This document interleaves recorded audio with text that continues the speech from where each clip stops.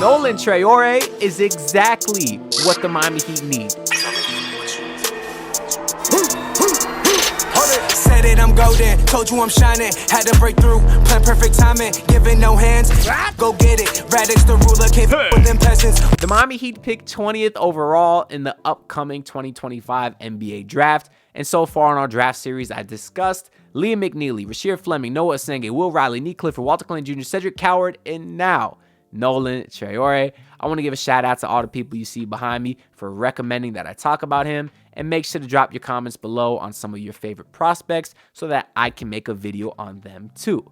Now, most of the prospects that we have discussed so far have been either wings or forwards, while point guard is very clearly the position that the Miami Heat need the most.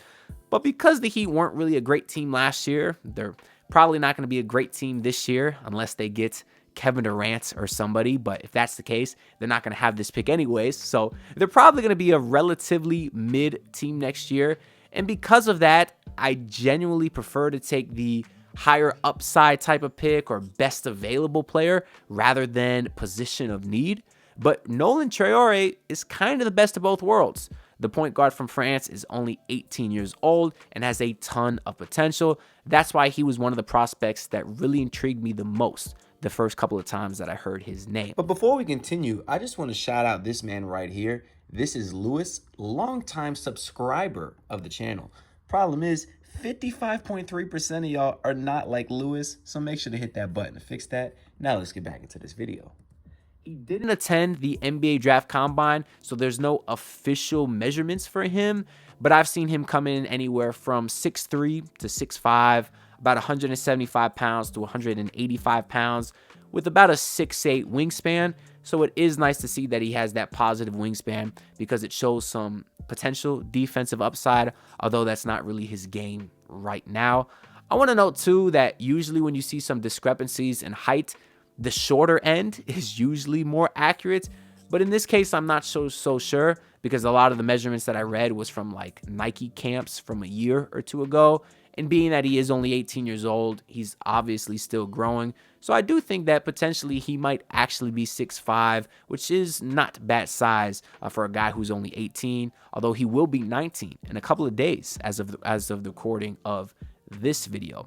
Some player comps that I've seen for him to kind of get you an idea of who he plays like is I've seen a couple of really nice defensive playmaking guards like Lonzo Ball and DeJounte Murray. I don't think Nolan has that kind of defensive prowess right now, but maybe he can get there. I've also seen Scoot Henderson, who is probably a better playmaker and more athletic than Traore is right now, but I kind of see what they're doing there, that's similar molds.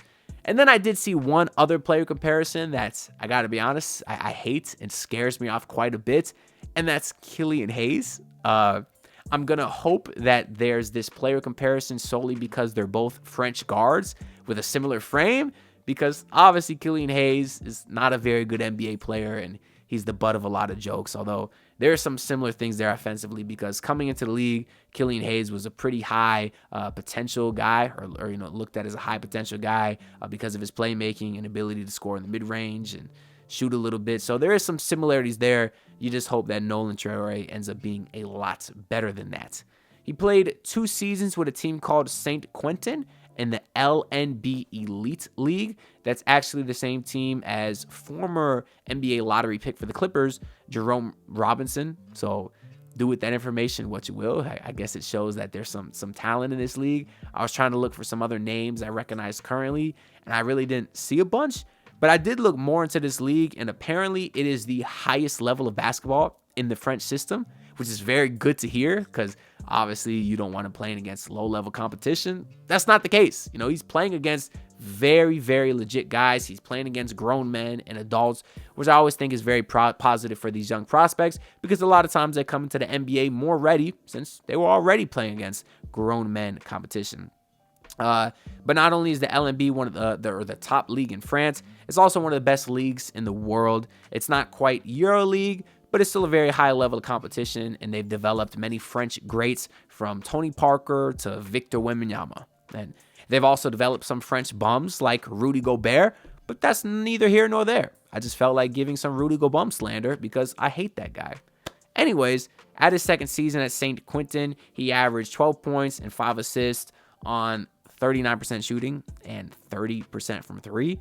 Obviously, those efficiencies aren't good at all, but we'll get into his strengths and weaknesses, and we'll kind of dive a little bit deeper into that later. Now, there was a wide range of where he was mocked, which is typically the case for these younger foreign players. Same thing we saw with Noah Asenge. CBS Sports had him in the lottery at number 11. So did NBADraft.net at number 9. But then Bleacher Report had him all the way at number 26. So 6 picks after the Miami Heat pick. Yahoo Sports had him at 19, which is right before the Heat. And then Tankathon actually had him at number 20 coming to Miami. So it's very possible he is there. He is available when the Heat pick.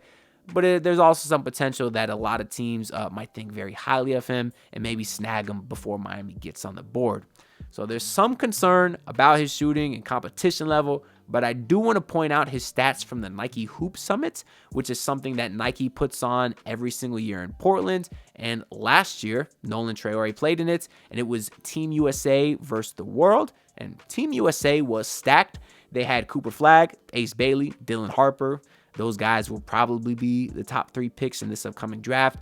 But there was several other top prospects as well. While Team World had a bunch of guys we know too, like VJ Edgecombe, who will probably be picked 3rd or 4th in this draft. They had K-Man Maluwach, which is the center from Duke, who's a lock to be a lottery pick. They also had AJ DeBansa, who is the young kid who's going to BYU next year. He'll be a freshman next year in college, but he's already projected to be the number 1 pick in next year's draft. And then, of course, we had Nolan Traore. And in that game, Nolan Traore was actually the 3rd leading scorer of the entire game, like between both teams.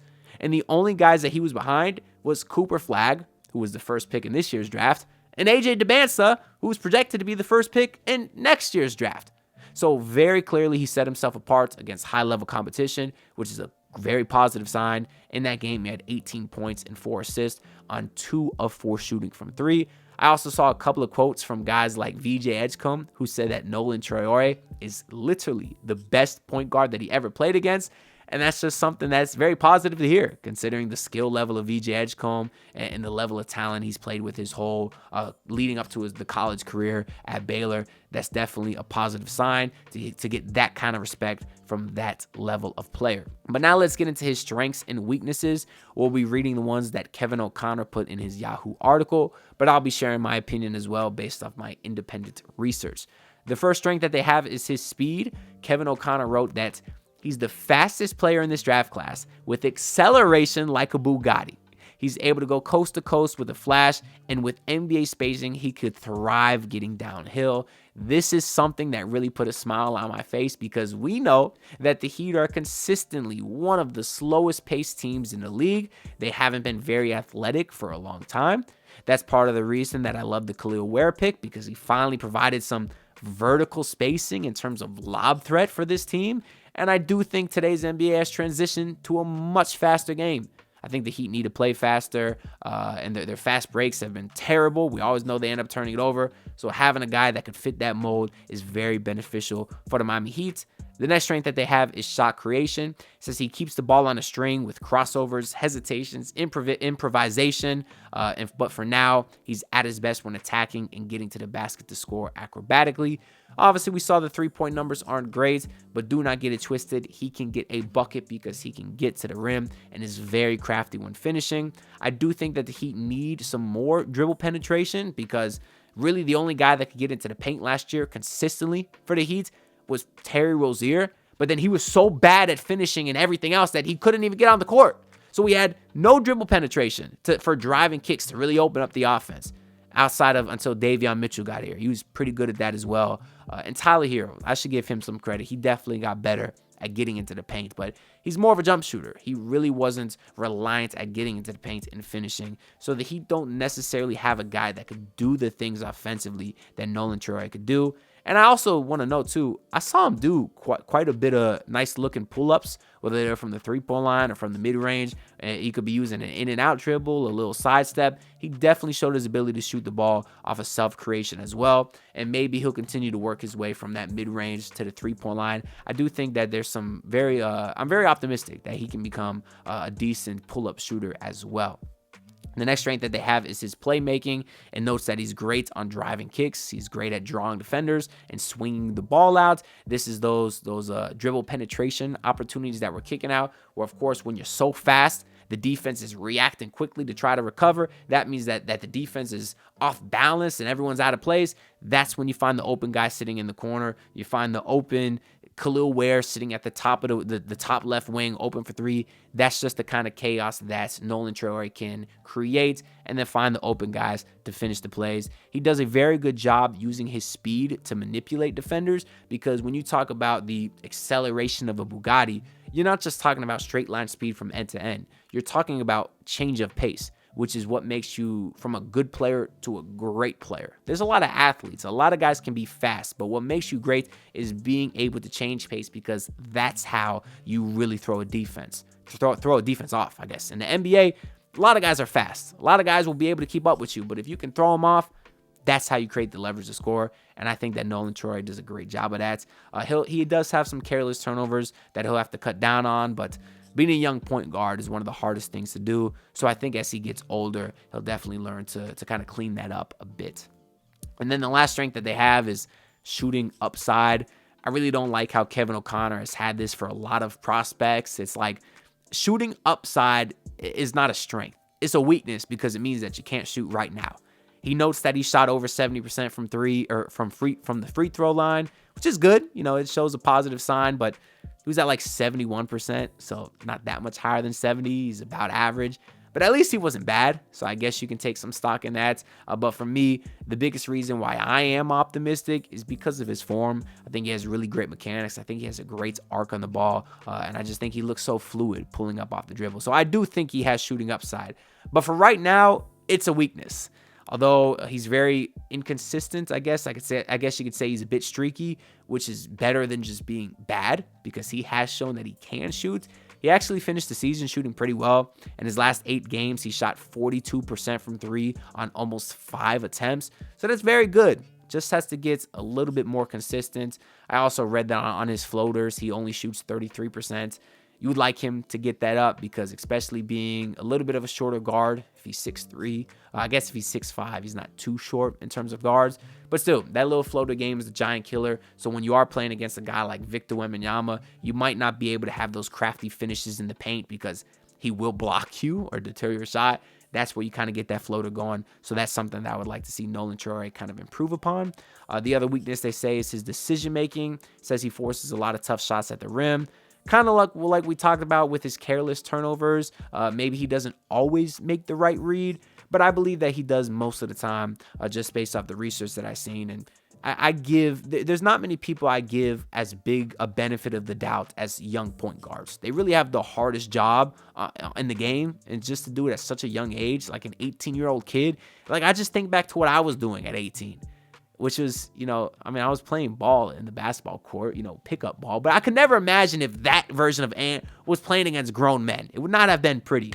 Not that it would be pretty now, but I don't know. Maybe I could hold my own against some guys in like some lower level league in some small country. I don't know. Anyways, the last weakness that they say is his defense. I don't really like the qualities that they attributed to him here. They said he lacks awareness, strength, and intensity. That last one is really the one that kind of scares me, because, okay, you are young. You can lack awareness because you haven't learned yet. You can lack strength because you're still growing.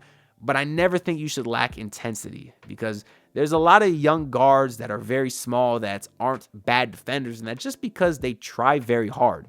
Like, trying hard, intensity, I guess you could say it's a skill, but it's a skill anybody can do. So I don't really like reading that about him.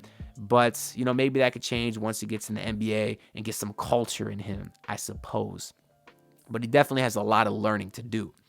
As far as his fit on the Miami Heat, the Heat, we've been saying it all video, they could definitely use a playmaking point guard who can create that dribble penetration. We need to pick up the pace, as I was saying earlier. The defense does scare me, though.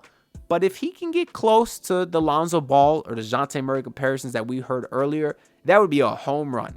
I mean, he doesn't even have to be that, right? DeJounte Murray was an all-NBA defender. Lonzo Ball was consistently one of the best perimeter defenders in the league when healthy. But if he can get a fraction as good as those guys, then you're looking at someone who could be a long-time starting point guard for the Miami Heat. As of right now, I mean, maybe he could run a bench unit next to Davion Mitchell, a guy with a little bit more experience who we've seen kind of play that facilitator role. Nolan would give Davion some help, as a secondary ball handler, and he could do some nice things off the bench, but I'm not so certain he would get a lot of minutes as a rookie. I know Spo tends to play rookie like guards and wings more than rookie bigs. Like, they had to lose all their big men depth before he finally played Khalil Ware at all, where a guy like Tyler Hero was getting 30 minutes a night off rip. Now, that's because Tyler Hero was very talented, of course, but we know how Spo is with these rookies. He just doesn't like to play them in general, I guess, regardless of position. Especially when you're more of a project like Nolan Traoré. I'm not sure he would play more of next year, but I mean, I'm not against the project. At the 20th overall pick, I'm not trying to get a win now piece. This team's not good. So get the guy with a lot of upside, and I think that there may be something there. And I guess in addition to that, he could be a nice trade chip. Even if a Kevin Durant or Giannis trade doesn't happen before the draft, maybe it happens a couple weeks after that. Nolan Traore is a guy that pretty much any team would want because of that upside. If you draft a ready-to-win-now player who fits your system, what the hell would the Milwaukee Bucks want to do with a 23-year-old who fits the Heat system? They wouldn't want that.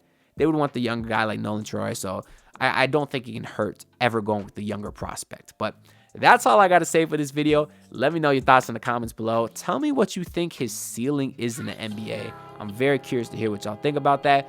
Also, make sure to like the video and subscribe because I'm on the grind to hit 8,000 subs. Your support is greatly appreciated, and I'll see y'all in the next one. Peace out, everyone. Look, pull up in your city tryna get that dead face. Do it on my own, I don't need no dead weight. Had to kill him off, yeah, I need a head space. You know this homegrown bitch don't offend me.